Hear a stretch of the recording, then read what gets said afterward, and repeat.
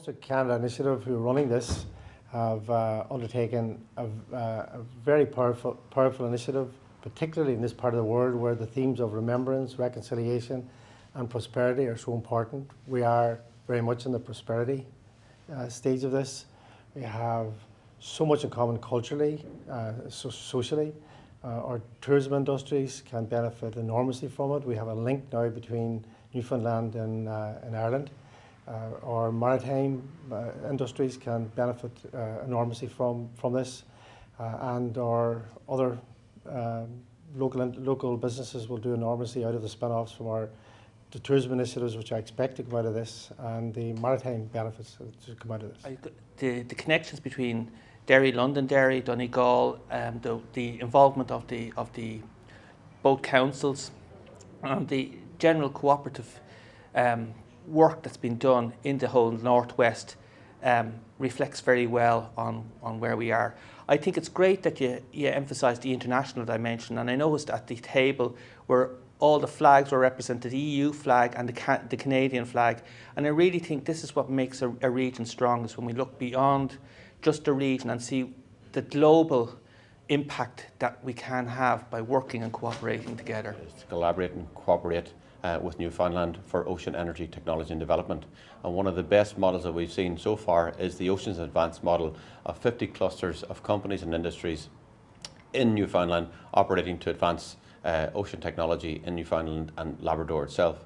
We would like to try and mimic that basically cluster and an initiative here in the Northwest, and working together with Donegal County Council, Derry City Council and Strabane District Council, LYT will be happy to be involved in such an initiative and make that collaboration and cooperation a reality and create an advanced Northwest initiative such as the one we have in Oceans Advanced in Newfoundland. The marine transportation industry offers excellent opportunities for individuals in terms of employment and income, but it also offers an enormous contribution to the economy. In Newfoundland, it costs approximately $32,000 to train a mariner. That mariner will return to the province in economic terms approximately 6 to 8 million based on a 30-year career. So the economic impact is enormous. The social impact is great because they get to live at home no matter where they work in the world, and they contribute to their communities, the community organizations, the economy in the local communities. So the industry does make an enormous economic contribution. I thought it would be very boring and that I'd be sitting, just trying to listen or falling asleep, but I actually found it really interesting because I never actually knew a lot about it. Well, I thought it was a great experience. I've never been to a conference before, and I think it's a great experience. I came here not knowing about jobs within the marine world, and it's certainly something I consider. I mean, you're only working 6 months a year, and then you're off the other 6 months, so I make most other people who work most days of the week jealous. Well, we were talking about having the email addresses of people over in Canada, and I'd like to maybe have a pen pal to email, and maybe we could get something out of that. I think if we want to facilitate contact between small companies in Newfoundland and in Donegal, a couple of things could be done. We could put in place a formal agreement between the likes of Donegal County Council and the local enterprise office with a similar organisation in Newfoundland. And historically we would have had contact there with the Newfoundland Economic Development Agency. Also we could put informal structure in place where Newfoundland companies could contact us directly through Donegal County Council and the local enterprise office through our website. And also conferences like this here today, the Laurenti conference, allows an opportunity for businesses or business contacts to be developed between the two locations, and by us in the local enterprise office in Donegal feeding that information out to small companies in Donegal, I think we can build on that.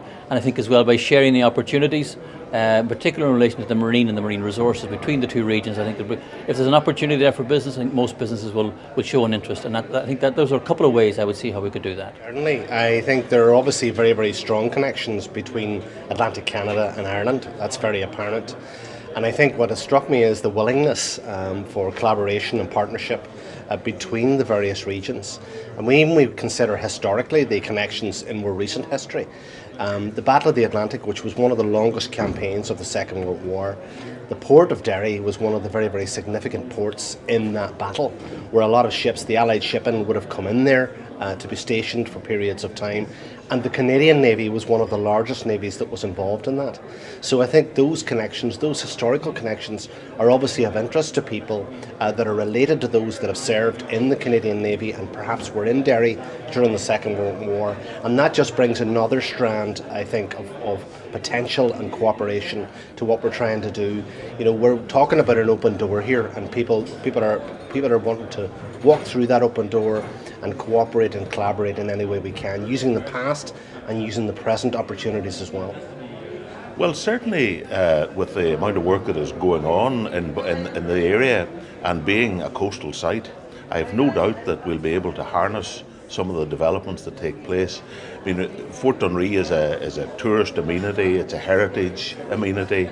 It can benefit from anything that's developed around the coast or around the coastal waters, and that has to be good for all of us, because if it's industry or whatever that comes in, it's going to bring with it more tourism and enhance the product we already have. At the tail end of the question, you mentioned the RNLI and the lifeboat service, and once again, the RNLI is strung right around the coast here. In Ireland, we operate 45 coastal stations and a couple of inland stations. We're providing rescue services right out to 100 miles out to sea.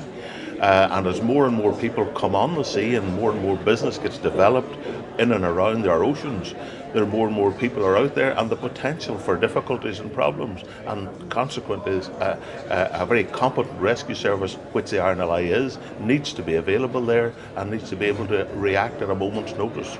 So yes, it's all going to benefit those type of organisations. Brilliant.